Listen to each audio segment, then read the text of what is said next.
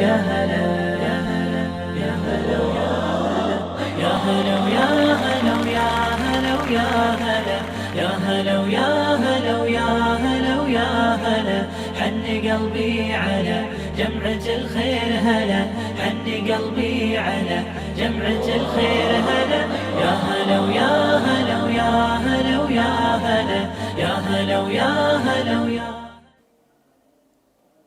Bismillah ar-Rahman ar-Rahim. Assalamu alaikum and welcome to another edition of Let's Talk with me, Julie Alli, this gorgeous Wednesday morning. Of course, we're coming through to you live from our Sunning Hill studios right here in Johannesburg.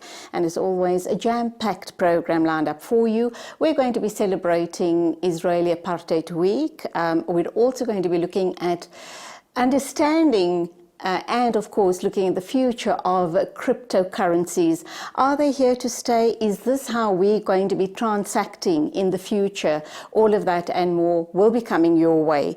But first, let's look at the issue around weight gain and weight loss. It's a multi-billion-dollar industry worldwide, and all sorts of weight loss programs promises you amazing and miraculous results. Do they work? Well, some of them do, some of them don't. It depends on how you adapt and adjust your lifestyle and your eating habits. We are in the days of abundance, and that also means that we throw caution to the winds as far as our eating habits are concerned, thus resulting in probably a global population who are obese. So we're going to be looking at obesity and the possible answer, one of the possible answers to obesity, and that is bariatric surgery. And to talk to us about it, it may be the answer for you, but not necessarily the answer for the general population. But Dr. Ismail Mullah is in studio with us. He practices at Sunning Hill Clinic here in Sunning Hill, Johannesburg, and he's going to unpack bariatric surgery for us. Assalamu alaikum. Wa alaikum salam. How are you doing? Lovely to have you here. And if those people who are obese or who've been battling with their weight for years on end and just don't see, a light at the end of the tunnel, should they be jumping up and down with joy when we mention this magic word, bariatric surgery? I think it is an alternative for them that it's increasingly coming to the fore. Bariatric surgery is what I would call surgery designed to help you lose weight. And it falls into two categories. Either we do procedures to restrict the amount of food that you eat, or alternatively we do procedures whereby we bypass the stomach so that food is not absorbed in the stomach. Food is malabsorbed. The net effect of both procedures is that patients should ideally lose weight. To my mind, bariatric surgery falls for patients who suffer from obesity, not just when you're 5 or 7 kilos overweight, but people who've struggled, who had long-term, lifelong struggles with weight loss. The issues around that are as follows. The first thing, often patients have failed every conceivable diet. They've had crash dieting, fad dieting, Banting, Mediterranean, and every other variation under the sun. They've often invested significant amount of times with money with personal trainers, with dietitians, naturopaths, hakims, etc., to try and find out a solution for them. And I think this has come to the fore because of the social implications of obesity, aside from the health issues, and I think we'll touch on that later. The other issue is the psychological well-being of people. We have this constant culture that we must be thin. In the era of Kardashians, everyone must be thin. Yeah, well, the saying goes, you can never be too rich or never too thin. Absolutely. So, I mean, you want to be in one of those bands. And I think that what bariatric surgery now is there to do is to create solutions for people who've tried multiple attempts to lose weight, and it's there so that they can, one, have the health benefits of that, the reduction in diabetes, hypertension, osteoarthritis, as well as sleep apnea, that being the one side of it, and also the self-esteem issues. And I think that self-esteem issue is also Top of the very, list. very important for people. You are a gastroenterologist That's based correct. at Sunninghill That's correct. in Johannesburg, Sunninghill Hospital. Have you ever performed one of these? So what I've performed I've performed restrictive bariatric procedures. It's called an Obera device. We can put a balloon in your stomach, and we leave the balloon in for 6 months. And in conjunction with the dietitians that I work with and the psychologists I work with, we give you a structured weight loss program for 6 months. And this is reversible device surgery. And then we can take out the device at 6 months. I'm a medical gastro. After you take the device out, is it all systems go for the patient? Can they then lead an almost normal life, sticking with their lifestyle changes plan that you have put together for them in conjunction with other healthcare practitioners? That's an excellent question. The first thing is that 6 month time is when we have to really motivate patients to make significant lifestyle change. They got to 25 kilograms overweight because they didn't exercise, they ate in a specific way. This is almost like a helping hand to push you to lose weight. Having done that, that 6 months, it's important we support patients psychologically. We give them, I send them to my dietitians where they lose weight and they learn to eat in a sustainable way. So that when we take the device out, the device is only approved for implant for 6 months, according to the Medical Control Council. That they need to have made the adjustments in terms of portion control and exercise so that they can sustain their weight loss going forward. Other colleagues in the country do what they call more formal bariatrics. Just before we get there, what happens with this particular patient after you've removed the device? I presume it's another procedure that the patient undergoes, and that's another shock to the system. But be that as it may, what happens a couple of months or a couple of years down the line if they haven't exercised, or if they haven't stuck with their diet and exercise plan? They gain all of that weight or half of that weight again, and they want to lose it. Can they undergo the similar or the same procedure again? What are the risks involved? So for balloon implantation or lap band implantation, it's fully reversible. You lose the weight. If you're good with your diet, you keep the weight off. If you have a very bad Ramzan or on December holiday. Yes, more like the December holiday. Yeah, right. Then what happens is that then you'll pick up weight, and we can redo the procedure. But if you fail the procedure twice, then I would suggest then that you go for formal gastric bypass surgery or endoscopic bypass surgery. For the listeners, the procedures I do, there are no needles involved. It's all done with the scope. Okay, the safest option, as we have been told by medical professionals, that the scope or procedures via the scope are the safest route for now. For now. They're time limited. To insert a device takes approximately 25 to 30 minutes. Removal of a device is 15 minutes. So there's no major complications associated with the procedure. Procedures get done with an anesthetist. Patients are sedated. So it's not a very invasive device. And to look at it in time perspective, that's no longer than it takes to go to the dentist. Okay. All right, and then obviously, bariatric surgery is performed by people like yourself, people in your profession, being obviously gastroenterologists. No other professionals would undertake this type of surgery. No, and anybody bariatric surgery requires, and bariatric weight loss procedures require a learning curve. They require training cases.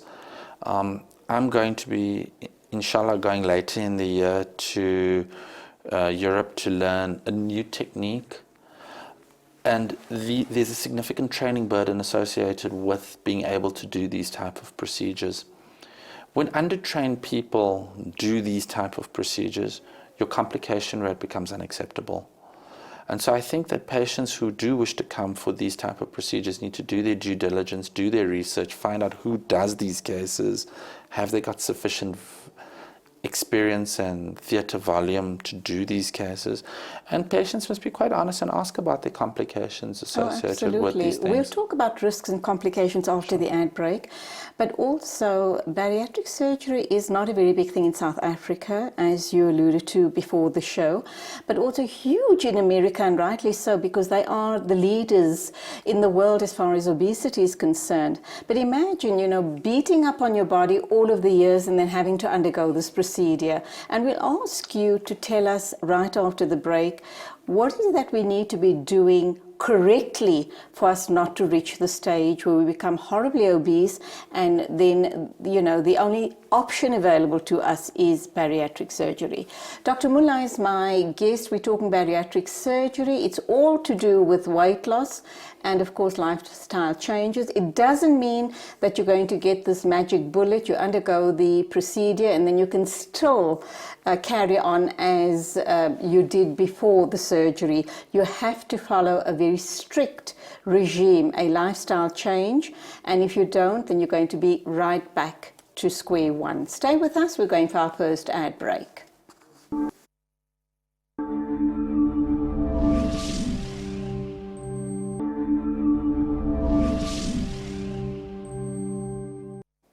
Still to come on the show, we're going to be celebrating Israeli Apartheid Week with the BDS, and we're also going to be looking at the future of cryptocurrencies.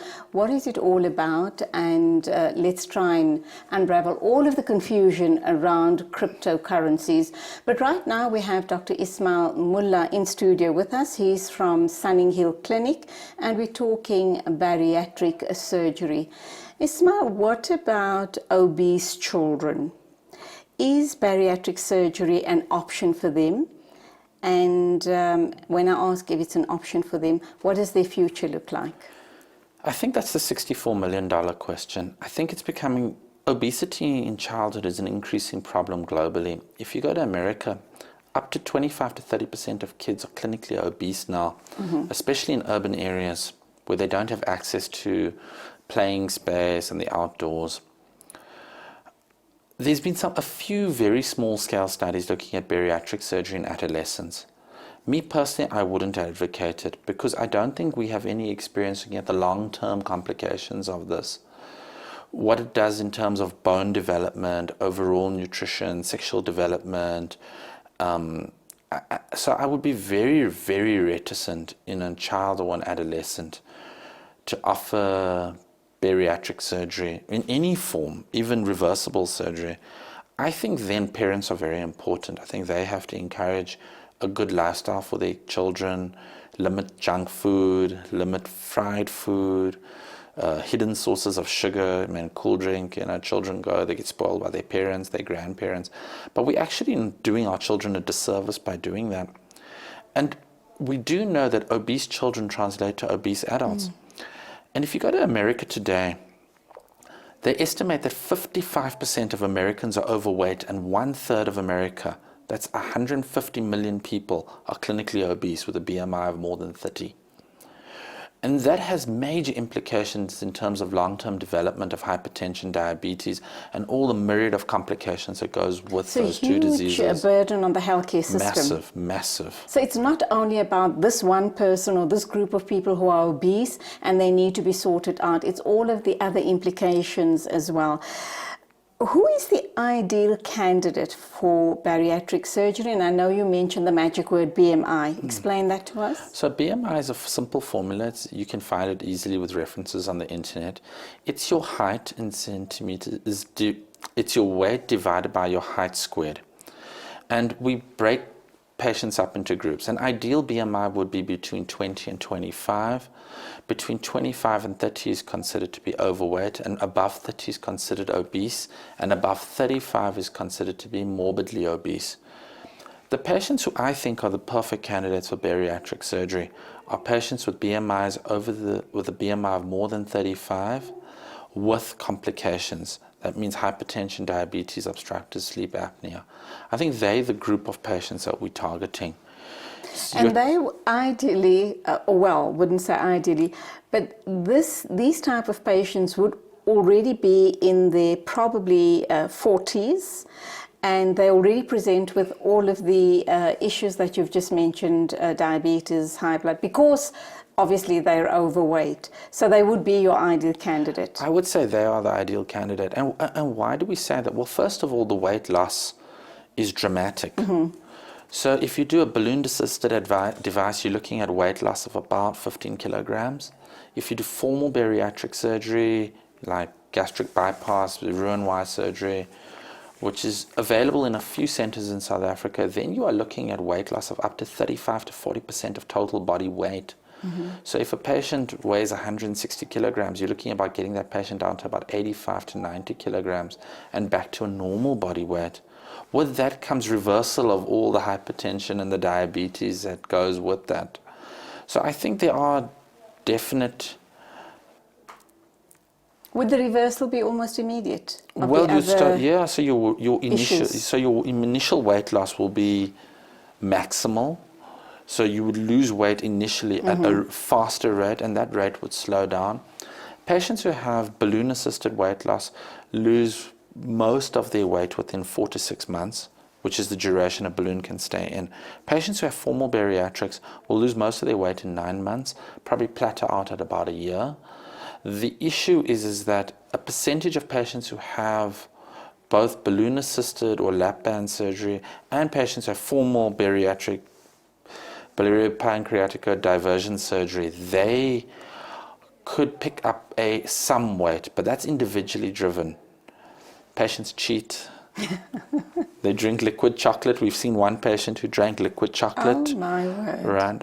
It was a tactile sensation thing for that patient. Patients alter the way they eat. Because remember, this is restrictive surgery. You go from eating a full plate of food to a side plate of food. But if you eat 7 side plates of food, you're right back to square you're right one. back to square one. Okay, 2 things. When you undergo any form of bariatric surgery, question number 1 is it not going to leave you feeling really very hungry all the time, and then you find that you obsess about food? And also, in your opinion, which is the most successful of all those that you've mentioned? The different types of surgeries. If I can answer the second question first. I think that we tailor what solution bariatrically for the amount of weight a patient loses. So it's weight dependent. It's weight dependent. So if you need to lose 15 to 20 kilograms, say you were a bride-to-be, and you want to fit into that stunning wedding dress, and you got 15 kilograms to lose, maybe a balloon is the right solution, or a lap band is the solution for you. But if you are a patient who is now 50, 60, 70 kilograms overweight, I mean, we've recently assessed a patient who's 180 kilograms. Ooh, that's morbidly obese, isn't it? He's beyond morbidly obese. He's what in the new category called super obese, a BMI above 50. That group of patients come with significant anesthetic risks, significant risks of wound breakdown, significant risks of anesthetic complications. So I think you have to tailor your solution. The best surgery is formal bariatrics. The highest rates of complications are in formal bariatrics. Reversible procedures, because they're much less invasive, shorter duration of procedure, they're often much, much, much faster to do. So I think you have to balance the risks and the benefits. You have to balance the patient's expectations. I think expectation is critical here. If you are 150 kilograms and you want to be 80 kilograms, then a balloon is not the right device for you. You need formal bariatrics at a bariatric surgical center. And that may not necessarily mean in South Africa. You may wish to go to America if your funds allow. You may wish to go to India if your funds allow. Because that's the other place in the world where extensive bariatrics is being done, in India. In the emerging Asian They're really in the subcontinent. forefront of medicine, are they not? They are. Lots of people go over to India for lots of different types of surgeries. We've had a fair number of patients who've gone to India. Just remember, when you go to India, the cost is less than in South Africa. We accept that. But quality is not, it's very difficult to figure out what quality you're going to get. And Let's look at, you alluded to some of the risks. Let's look at other risks involved, because it's not as easy as we possibly making out as we sit here and talk about it pretty casually. It's a very serious procedure that you are undergoing. So let's look at the risks, and let's look at the pre-planning and the post, pre and post-op. You also said to me that there are psychologists involved in the whole process, and obviously that indicates just how serious this procedure actually is. My standard of care is that patients have to see a psychologist and a dietitian prior to coming as part of the initial assessment. That is part of the initial assessment. It's a visit to myself or another practitioner, a dietitian, a psychologist. That's your minimum standard of care. Patients need to have the correct expectation about the procedure. If your expectation is to lose 80 kilograms, but the procedure you want to have only lets you lose 20 kilograms, you have to be able to meet that expectation gap as a doctor and as a patient. Then there are operative issues, and that's anesthetic risk, and that's why my anaesthetists and me, it's almost a hand-in-glove approach. I can't work without them, and they need me as well. And then post-operatively, different procedures have different long-term outcomes. If I put a balloon in your stomach, you're going to have discomfort for 7 days. And you're going to, for 7 days, have to eat pretty much a pureed baby food diet, and then we slowly start gradually adding back more normal food. So it's really long-term process. Long-term. We have 2 minutes to wrap up. Yeah. What are the other complications that one need to be aware of this? Number one. Number two, does medical aid cover this? And what sort of costs are we looking at? Right. Medical aids at this moment in time in South Africa don't cover. Even if you're morbidly obese and it's a risk to your health? It's considered to be aesthetic surgery. Okay. The costs are significant. And it depends on what surgery you have. Balloon-assisted weight loss procedures, you're looking at a cost of about 60 to 80,000 Rand. A lot of that cost is actually in the device itself. Patients are going for formal bariatrics who then need post-operative ICU, etc. like that. Then the cost is much more. That cost can be up to 250,000 Rand plus. So it's really dependent on the type of surgery and procedure you're undergoing. The other complication is that if you lose substantial amount of weight, and you've got substantial amount of skin tissue, so you will probably need a visit to the plastic surgeon to take away some of your excess skin as well. Mm-hmm. So you've got to contend with that as well. So you've got to contend with that as well. So in closing, what is the good news that you can tell us about bariatric surgery? Bariatric surgery is a proven modality for sustained weight loss in the right patient, where they have failed more conventional offerings in the market. It leads to a substantial improvement in quality of life, both on a health level and on a self-esteem psychological level. And it's a once-off cost. You have the surgery, you lose the weight, and you move on. Let's hope you do. If you're someone like me, the moment I say I'm on diet, I start obsessing about food. And then, of course, I overeat. But thank you so much for being with us. And you've given us a clearer picture of what bariatric surgery is all about. And there you have it. Dr. Ismail Mullah is at Sunninghill Hospital here in Sunninghill, Johannesburg. If you need to know more, or if you think you're a candidate, then this is the go-to man for you as far as a permanent, we hope, permanent weight loss is concerned. And of course, health and well-being going forward all around. Still to come, like I said, we're celebrating Israeli Apartheid Week, and we're also going to be looking at the issue around cryptocurrencies.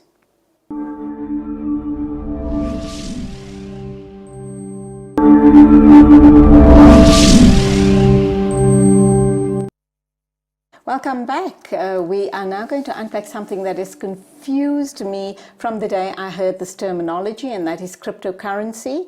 A couple of months ago on this very show, Let's Talk, we spoke about Bitcoin, which is supposedly taking the world by storm. But right at the outset, a disclaimer that I do want to make on the show is that Muslims in general don't seem to subscribe to cryptocurrencies because there's a lot of issues around possible compounded interest and other issues.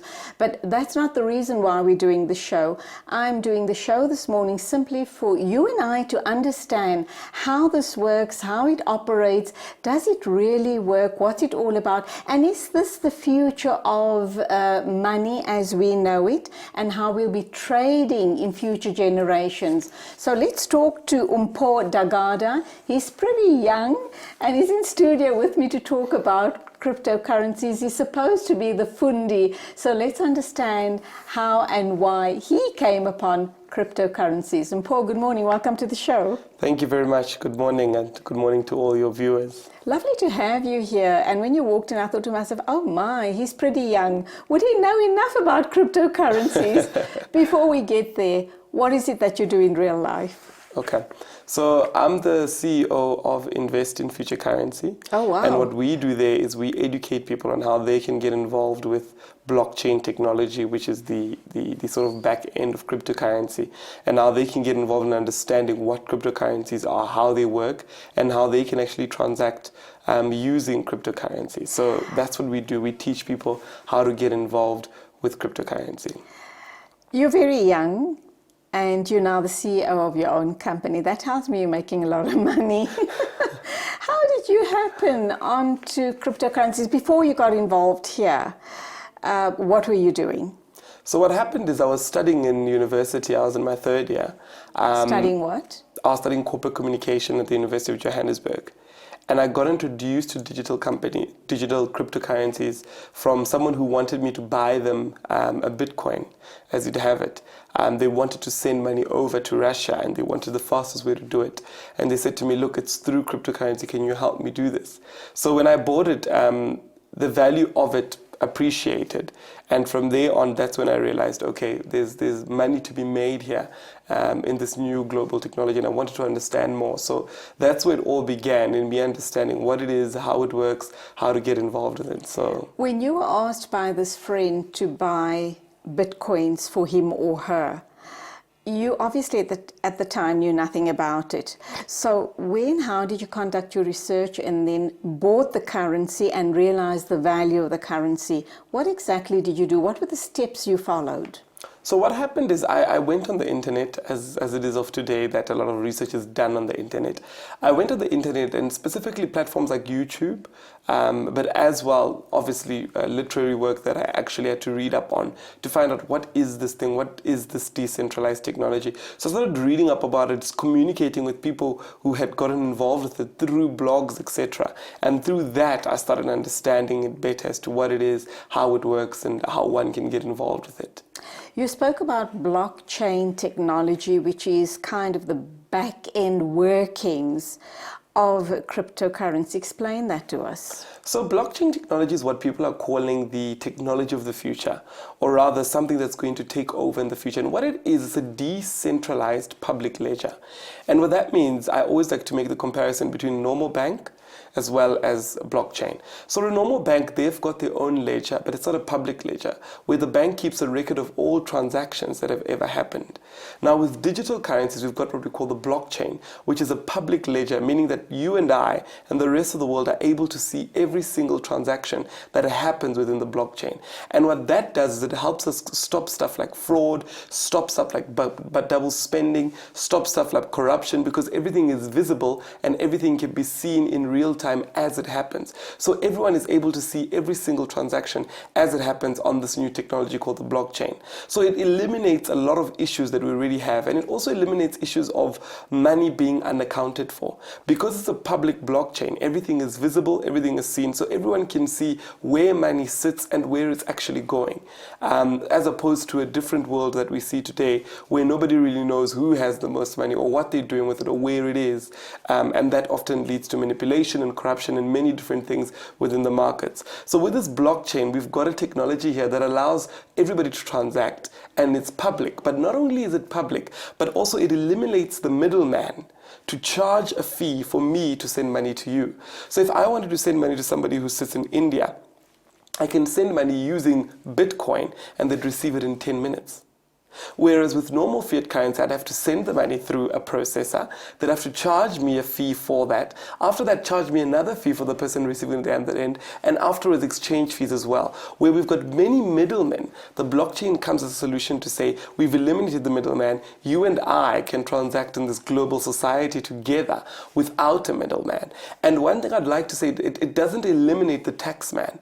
The taxman is still involved because he's able to see what we're doing. But what it does eliminate, it eliminates third parties, which are trying to charge us transaction fees for transacting.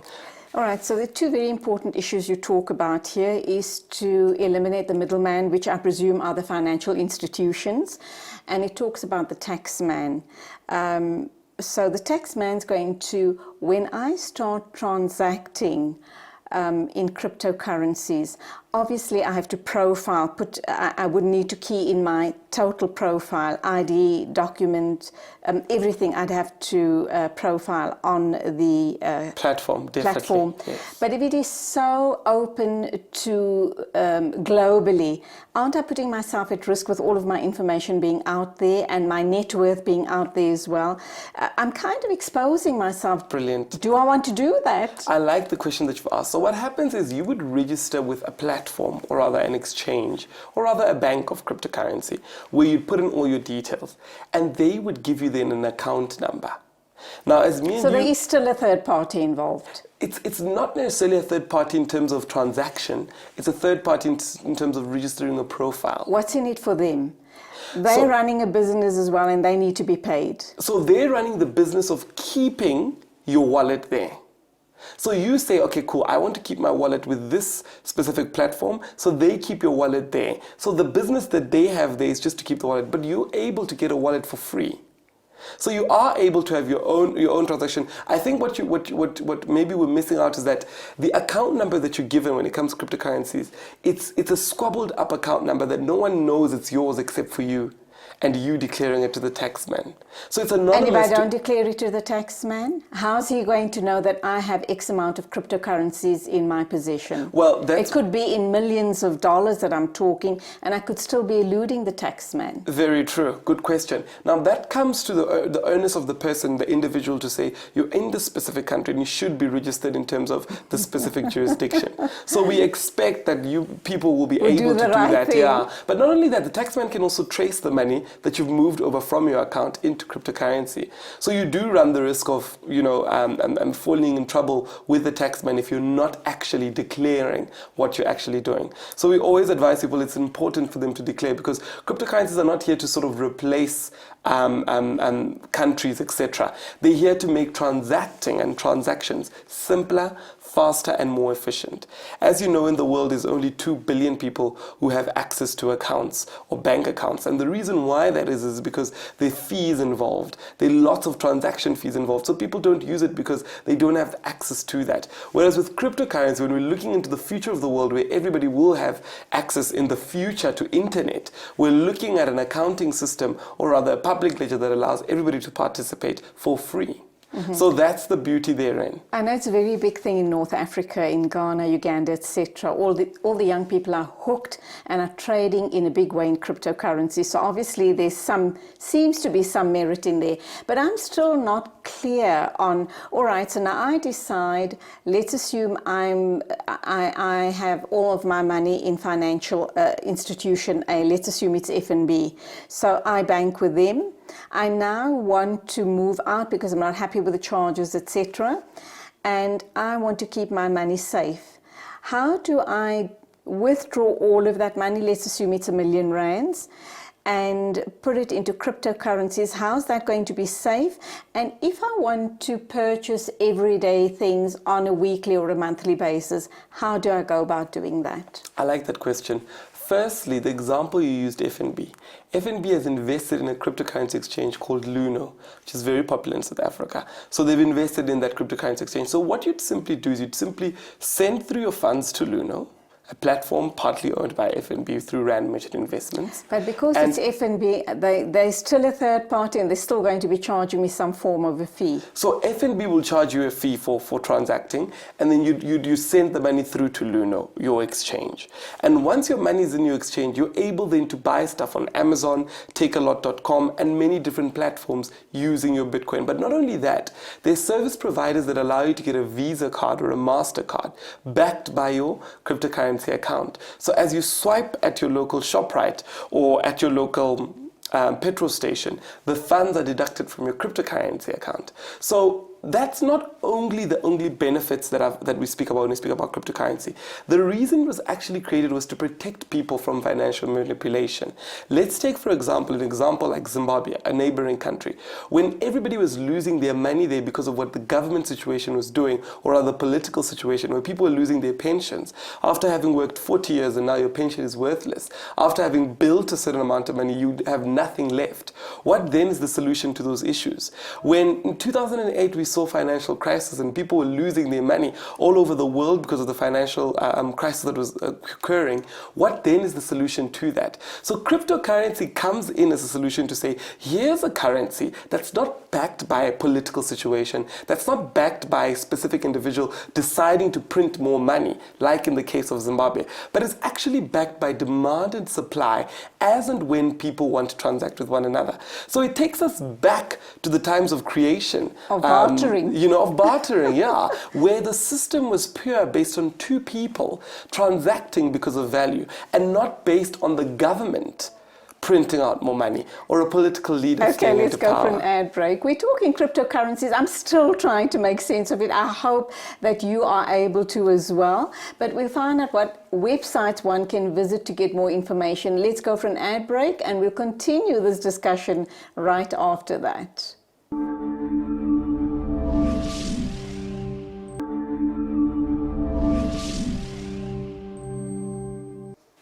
Mpho Gada is in studio with me. He's the CEO of his own company. We're going to ask him in a minute, what is his company called? We're trying to understand cryptocurrencies. I'll be very honest, 12 minutes into this issue and I'm still not quite understanding what cryptocurrency is all about. I just feel someone somewhere is possibly taking a fall for the currency having increased in value as it has.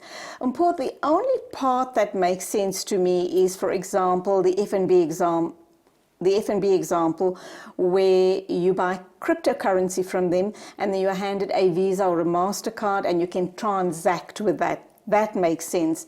Now, for example, a couple of years ago when Bitcoin came onto the market, let's assume it was selling for $1,000 a Bitcoin. Today, you tell me Bitcoin is worth $110,000. Rand. Yeah. 110,000 Rand around there. a Bitcoin. Yes. It's gone through the roof. It sounds totally too good to be true, almost unrealistic. Who is carrying that cost? Somebody has to be funding this. Okay, so let me explain that, but I must correct you. It's not FNB that would give you the card. So you'd put your money into an exchange, which has an added platform that allows you to get a Visa card. So it's not FNB that does it. It's different exchanges that do it. But let me just explain where the value comes from. So the way that the cryptocurrency structure is actually done is the creator Satoshi Nakamoto looked at the financial system that we have today and say, where does the value actually come from this financial system? People are just printing money. Governments are just printing money and saying, look, this money is worth something. And when crashes happen, there's no justification because money was just printed according to legislation. So the question then became, how do we make cryptocurrencies not like financial systems that we have today, where, for example, Zimbabwe just printed money? How do we secure it to make sure that nobody's just printing it so that there's no value into it? And what happened there is the process of mining then came into place. And this is the business part of cryptocurrency that many people like myself get involved with, mining. Now, what you do with Now, we're mining... not talking regular mining as you and I know We're it. not talking going regular mining. to a mine site or a mining company. Yeah, no, we're not talking that. We're talking It's about... just a terminology. It's a terminology. And what this terminology means, it means that it's the verification as well as the regulation of additional units of this Bitcoin or of this cryptocurrency. So verification and additional units being created.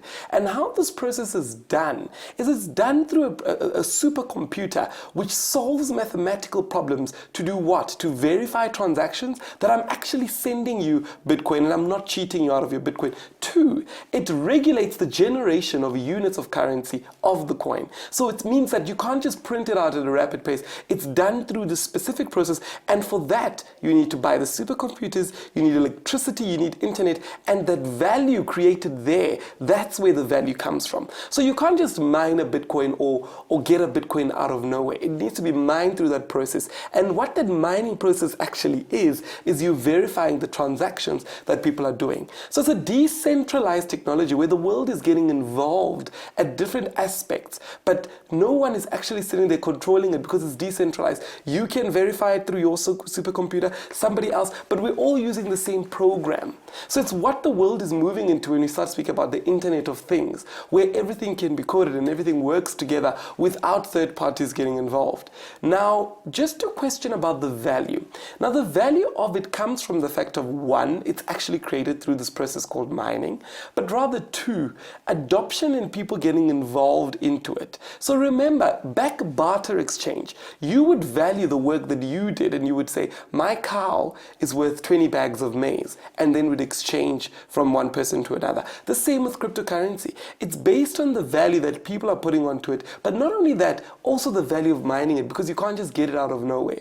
So there's an entire economy behind it, and there's lots of money to be made within the process of you buying supercomputers and actually doing what? Verifying and mining those Bitcoins. So you're actually making money through the work that you're actually doing there. So that's a lot about what I do. I show people how they can get involved in that and process. Yet you say there are no middleman involved, and here I'm hearing so many middlemen involved, and nobody does, there's no such thing as a free lunch.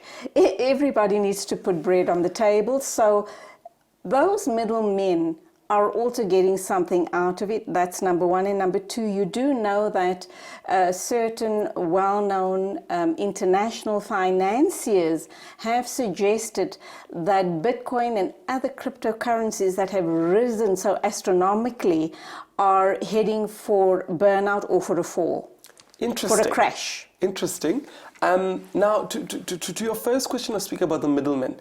The middlemen, what we mean by cutting out the middlemen, we mean that cutting out specific institutions that say for you to transact, we will charge a certain amount of money. So if you, for example, the example I used in the beginning, if you had to send money to India, there's so many different middlemen before the money arrives away in India. Whereas with cryptocurrency, it's automatic and it's quick. But who are the middlemen therein? Those are the people that actually verify and do what? Make sure that your transaction is valid. And those people are called the miners. So it's not and how do they get paid? They get paid through the fee that you would actually allocate to your transaction going through. So you're able to... So you're still paying a fee? You're still paying a fee, but the fee is not going to an institution. The fee is coming to me because I have a supercomputer. The fee is coming to somebody in Europe because they have a supercomputer. In Uganda, in Kenya, in India, in China. So the fee is now decentralized. So I'm still paying a fee? You're still paying a fee, right. But the fee then goes to the people who are involved. And here in South Africa, we have tens and thousands of people that are actually involved. So the fee is going back to the people who are actually doing the work and not the institution that's just there to charge you. So that's what we mean by decentralized. It's a community of people agreeing that, look, for our work that we're actually doing, this is what we're actually going to charge you for it. Paul, you really sound like you know your stuff. I mean, you're the CEO of your company. What's it called? Invest in Future Currency. There you go. And you've told me off air that you're very comfortable. You've made lots of money out of cryptocurrencies. But are you not worried that people are pointing fingers and calling organizations or people that are involved in cryptocurrencies that are talking about it as some form of Ponzi schemes, number 1, and that when the crash comes, like I've said, lots of people are predicting a massive crash of cryptocurrencies because it's not tangible. It's not tied into a country's gold reserves or whatever the reserves of the country might be. And a lot of people are going to get burned. I like that you've mentioned that, and I always believe that as a leader within the industry, it is my responsibility to inform people that there are a lot of scams out there where people are trying to take your money without actually giving you any service or any knowledge on things. So what I always say to people, and this is the reason why I opened up a training institution to educate people and give them the correct information, to say that always seek the correct information before going ahead into cryptocurrencies. So you're training people in cryptocurrencies? I'm training people in cryptocurrencies how to make money, what are the opportunities, what are the businesses that can come out of here, what can you do to actually make the money here. So that's what I do. But what I wanted to actually mention to you, which I find quite important, and people should take note of this, is that when most industries start, because it's the beginning and a lot of things are unclear, we have a lot of assertions and a lot of things happening. But as time goes by, regulation comes in and shapes the industry in the way that it should go. And is that going to happen with cryptocurrencies? That is already happening with cryptocurrency. The same way when the internet started. People said this is a platform for thugs. People said this is a platform which people are going to use to abuse and manipulate people. This is a platform that cannot be regulated because people didn't understand it. But you look today, it is the people that actually got involved into the internet early that are sitting today as our leaders within this internet age. Okay, so I'm still a skeptic as far as cryptocurrency is concerned. So let's talk about your training program. Should I attend? How long? What are you going to cover? And would it be one-on-one or is it a classroom situation? Perfect. So we've got a website, www.investinfuturecurrency.com, and you'd apply there for the specific course that you'd like to do, and we'd put you in and suit you as to your specific needs. I'm currently doing a tour around South Africa. This on the 24th of March, we're in Polokwane, we're in Durban as well. 2 weeks after that, we're in Kimberley. We're going over to Zimbabwe. We're doing Nigeria as well. We're doing Botswana. So we're doing many different countries. So please go onto my website, www.investinfuturecurrency. Under the events tab, you'll find the different places where we're going to. And you can apply to attend a free cryptocurrency conference where I will be teaching people and explaining for free. Now, for those that would actually like to come in so we can assist them with how to make money, etc. Now, that's a different platform. Here in Johannesburg, we've got platforms every Wednesday where we teach people in Sandton, and as well in Pretoria, Menlyn, Maine. We've got platforms every Tuesday where we teach people at 6 p.m. So please go onto my Facebook page. I'm accessible, Mpho Dagada, Instagram, Mpho Dagada, Facebook, Instagram, Twitter, LinkedIn, YouTube. Can even send an email, info@investinfuturecurrency.com, and send us through your specific details, what you'd want to learn or what you want to get out of it. And we'll tailor that specific lesson to you, already give you what we have. We also have an online. So we have the free conferences, which are happening, and we also have at a cost, which is online. So we've got an online platform where you can choose the courses you want to do, and you can pay for that. And we've got physical consultations, which I do here in Johannesburg. All right, let me ask you this question. Let's assume I take R1 million now, and I invested in cryptocurrencies. I converted to cryptocurrencies, and a couple of weeks or months down the line, I'm just not making sense of it. And I need to take my money out again because I'm not happy, I'm confused, or I just feel it doesn't make sense to me, though you would beg to differ.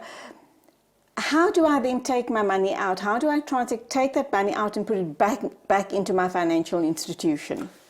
It's quite instantaneous. It's like withdrawing money from your bank account. But isn't it about someone having bought? Don't I have to sell off the money to get my money back? To sell off that currency to get my money back? So for example, the Bitcoin market is very liquid. We've got about 2 trillion rand sitting in that market. So it's very liquid. So you don't even have to wait. The market is very liquid. But you've raised a very good question to say, if I had to put in, and that's what a lot of people say. And that's why I've opened up the Training Institute to say, I wouldn't advise you to do that. I would advise you to structure things properly so you're getting a fixed return on what you're doing, and you're also doing things that you actually know that you're doing. So it's not about you just throwing in the R1 million. It's about you being guided as to this is what you can expect, this is what will happen, and this is what is actually happening, so that you understand better what you're actually doing with your funds. A lot of young people are going this route to try and make a fast buck overnight. Am I right? A lot of people are doing it. And are they actually succeeding?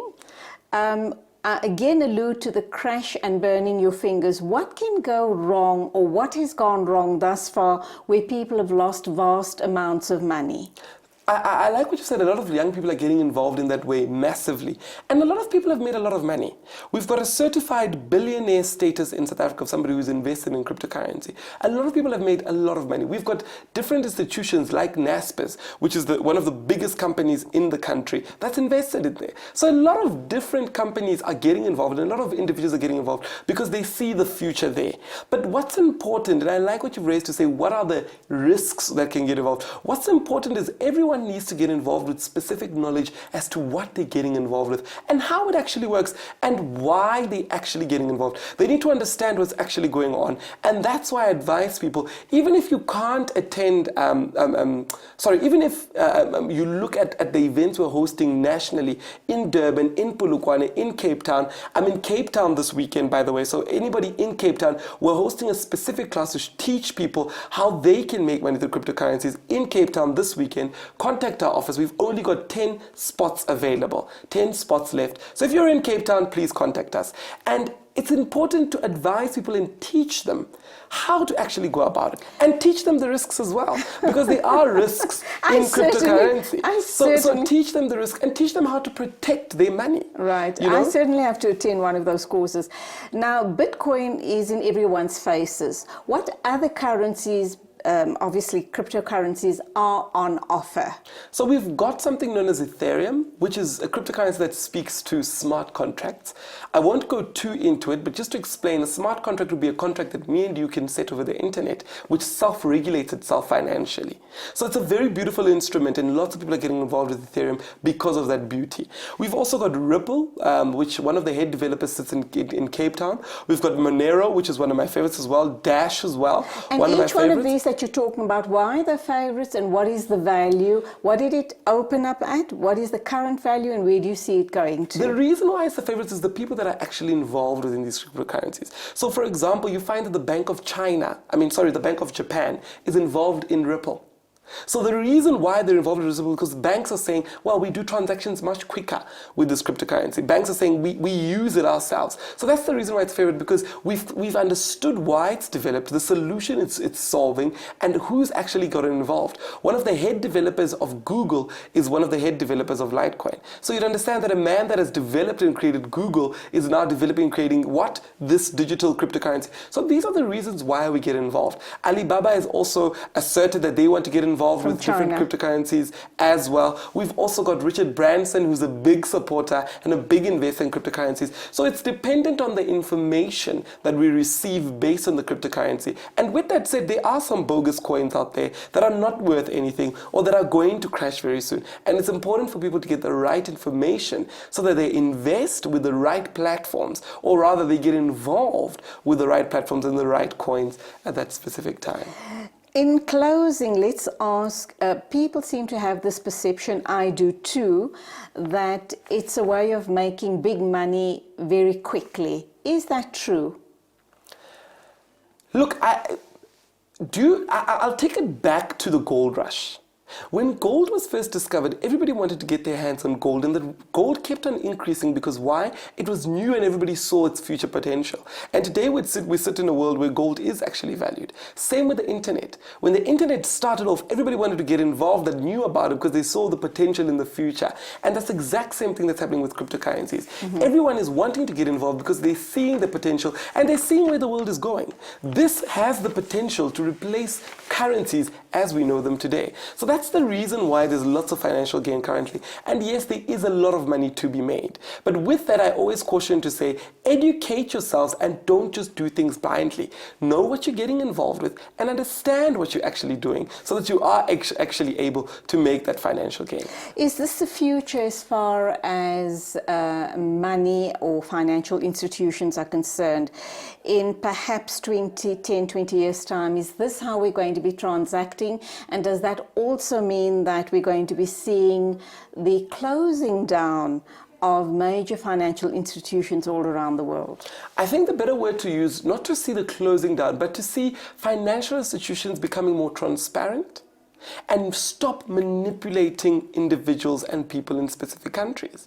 Where financial institutions are not colluding and manipulating currencies as we know them, where they are making sure that they are transparent, as with what we're trying to achieve with cryptocurrencies. A transparent financial system which people allow themselves to give value. So that's what we're going to see. We're going to see financial institutions coming up more to the front and saying, we're also creating public ledgers so that we too may become transparent, so that we too may become part of a community or a society where everything is visible, where everyone knows what's going on with that specific currency and everybody's able to see it in real time. So it's a call out to financial institutions to say the time has come for transparency to take place within finances. The time for corruption, the time for things to happen behind doors where only 12, 10, 15 shareholders know what's actually going on is over. Now the world demands that costs are actually visible to the people. People understand what's actually going on with the money, and the time for useless maneuvering within financial system to create many different systems so that everybody can take a piece of your money before it gets to you is over. It's time where people have control of their own finances, where they are in charge of their own money. I can see you're very passionate and truly vested in cryptocurrencies. Thank you for sharing your expertise with us, and thank you for trying to shed a bit of light. I'm still confused, I will admit, but let's see where this goes to. That was, of course, the very passionate Mpho Dagada talking about cryptocurrencies. I think I need to attend one of the training courses because I'm still not coming to grips with cryptocurrencies, but I eventually will get there. Hope you've enjoyed that part of the interview, and that gives you some idea of what cryptocurrencies are all about. Still to come, we're going to be celebrating Israeli Apartheid Week.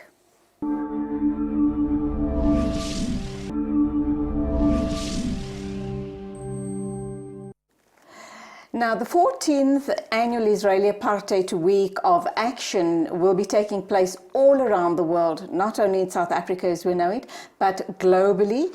And of course, it started on the 19th of February and it will end on the 17th of April. Now, why is it necessary to have this events taking place all around the world? We in South Africa are very active as well with institutions like the BDS and PSC and a whole host more. Let's understand why we need to become involved and what is this all about. Our first guest is from the PSC and her name is Nonkululeko Mtambo. Morning, welcome to the program. Good morning, thank you for having me. Lovely to have you here. Now, let's understand your involvement with the PSC and how you tied in with BDS. So I'm the chairperson of the Palestine Solidarity Committee at WITS.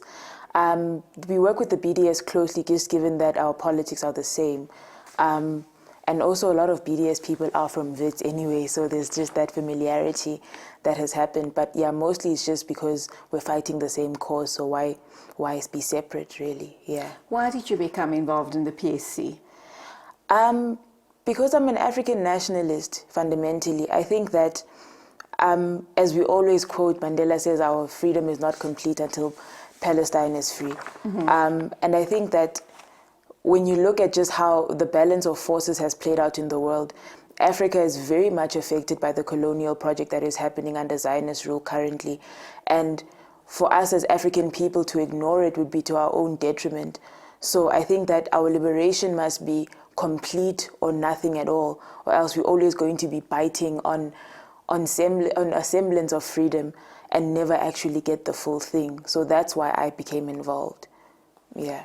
Going forward, we're going to talk about Israeli Apartheid Week here in South Africa, but going forward, what do you see when you hear about the situation getting ever worse in Israel against the Palestinian people, that the issues around apartheid seems to be, I don't want to minimize what we as Black South Africans underwent under the apartheid regime here in South Africa, but it seems to be even worse than what we were subjected to.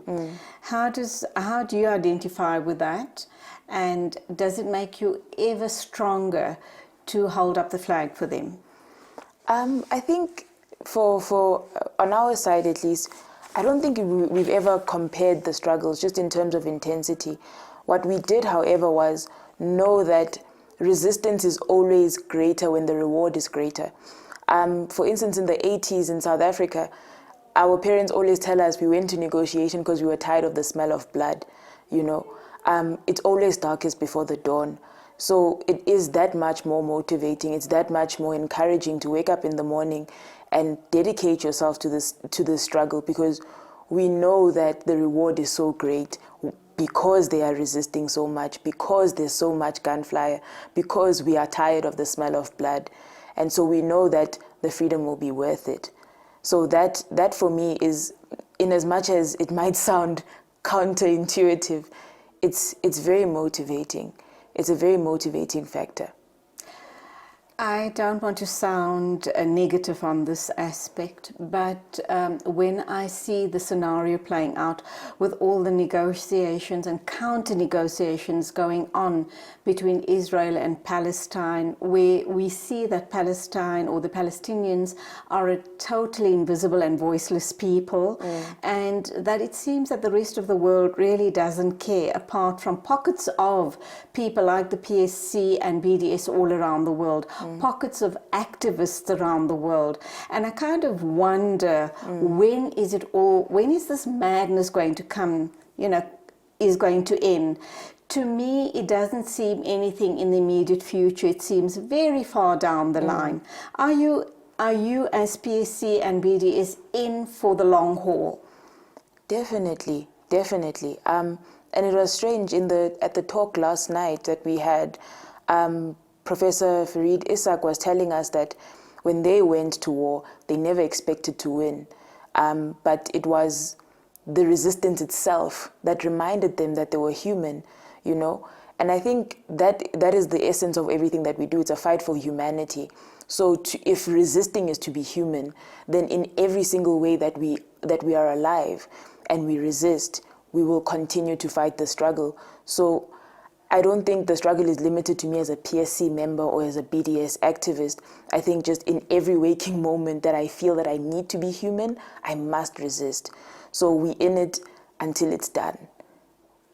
Let's look at Israeli Apartheid Week that's unfolding here in South Africa. We also know that you have a visiting academic. He's an author, he's a journalist, etc. He's a Palestinian, but he lives now in the United States. He's brought a very, very strong message to activists like yourself here in South Africa. Talk to us, because at the talk last night, I presume he was there as well. Yes. Let's talk about just how inspiring he was, and what is he saying about the work carried out by activists in South Africa in support of the Palestinian people. And I've thrown a whole host of questions at you. And just how dire is the situation in Palestine? So when Ali Abunimah came, I think just him coming was inspiring, and it was inspiring in its own way, just because he came all the way from America to give us a message. And from last night's talk, what he said was, we're doing much, but we must never rest on our laurels and think that it's enough, right? The strides that the South African government have taken are great, but we haven't met it yet. We haven't gone all the way yet. Especially when we compare the solidarity movements that were for us during apartheid. It wasn't just limited to downgrades of embassies. It was monetary value. There was military value. There was a genuine sanction of the apartheid government by all African states. And what he was saying to us was that let's meet history where it was, basically. Let's move it up, because the situation is dire. And the people are continuing to be smothered as they are enclosed upon by the Israeli government. So that was his message to us, just to hold strong and to do more, and to do as much as we can. And in terms of just how inspiring that was, I think it was inspiring not only because he was there, but because of the audience itself, because we had some more aged members of the community. There was ladies from the Women's League, there were even EFF members, but it was a variety, but just the age of people was really inspiring, because when he spoke about solidarity, they knew exactly what he was talking about from memory. They agreed with him and they said, yes, he's not lying. We remember going into Lusaka, we remember going into Botswana and being taken in as friends and given everything that we needed. And so the conversation, just watching it as a person who's in their youth and watching people share memories of how they defeated an entire system of oppression was beautiful, because you know that it can happen again. That it is a possibility and Exactly. it can happen. Let's go for an ad break. Nonkululeko from the PSC, she's the chairperson, is here to talk to us about Israeli Apartheid Week and to remind us that the Palestinian struggle is still ongoing. It doesn't matter for how much longer it's going to be ongoing, but it is still there and we need to be active in this space.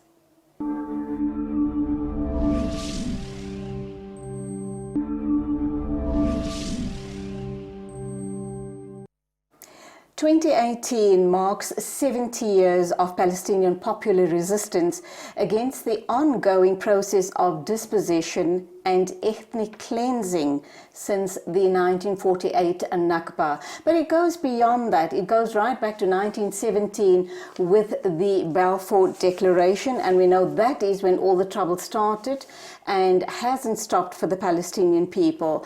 And having said that, the more we talk and discuss the Palestinian situation, and as much as support there is all around the world, the United Nations have slammed the Israelis for all of the atrocities being perpetrated on the Palestinian people.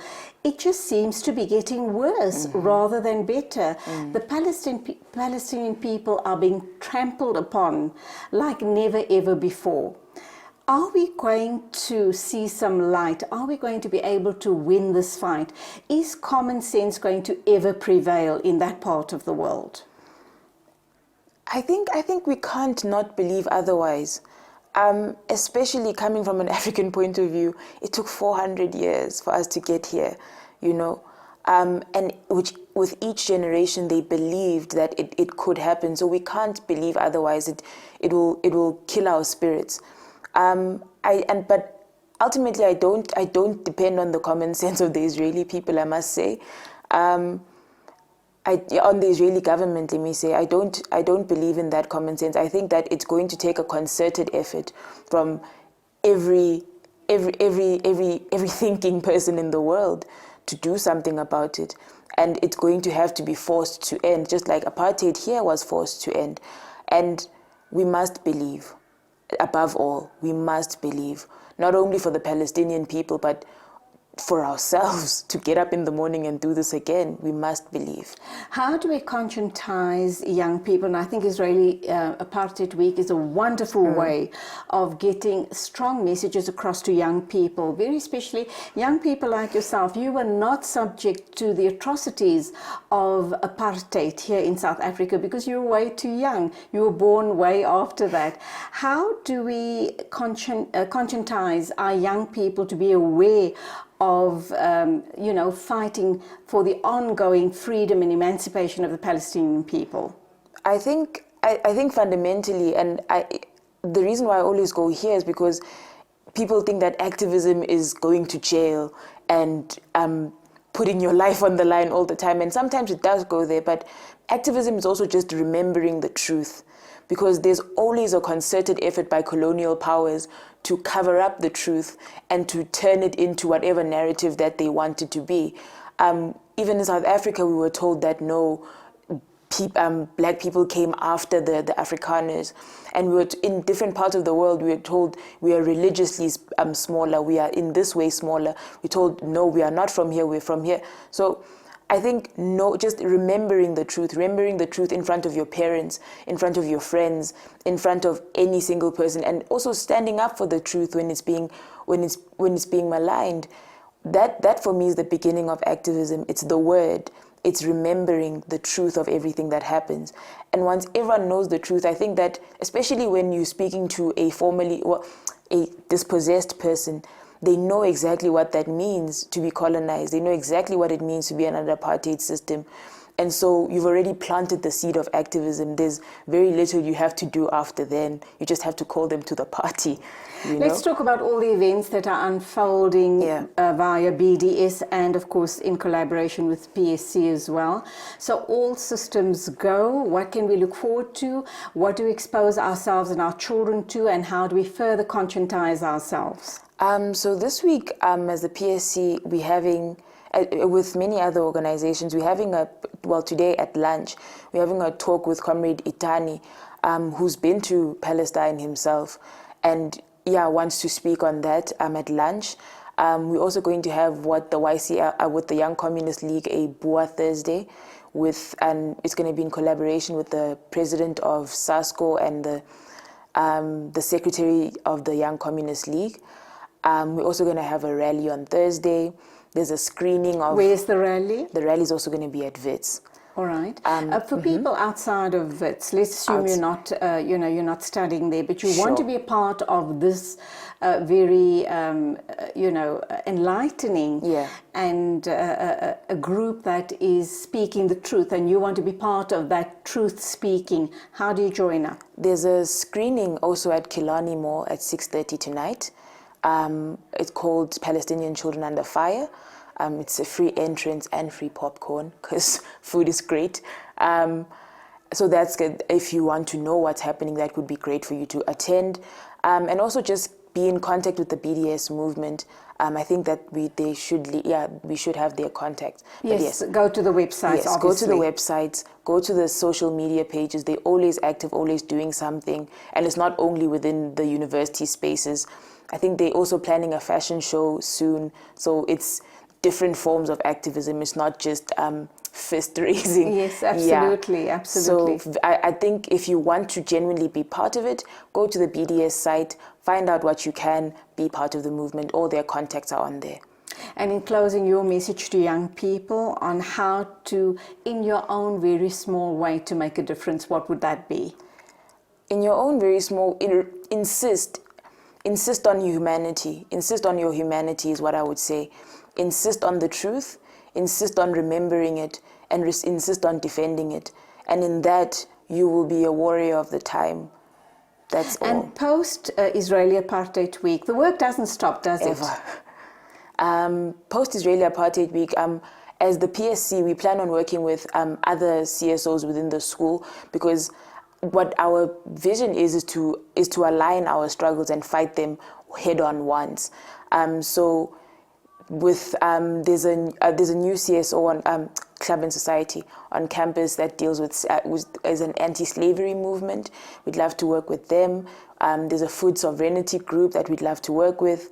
So we're broadening our aspect, basically, bringing the message back home and bringing home back to the message, basically. And that's where we leave it. Good luck with Israeli Apartheid Week and all of the activities that you've got obviously planned, and just being behind the Palestinian people. And once they are emancipated, I'm more than certain we'll find other causes to put our weight behind. God bless. Thank you for being with us. Thank you. That was Nonkululeko talking to us about Israeli Apartheid Week. And please, please, please make your voices heard in whatever way you can, however small a way you can.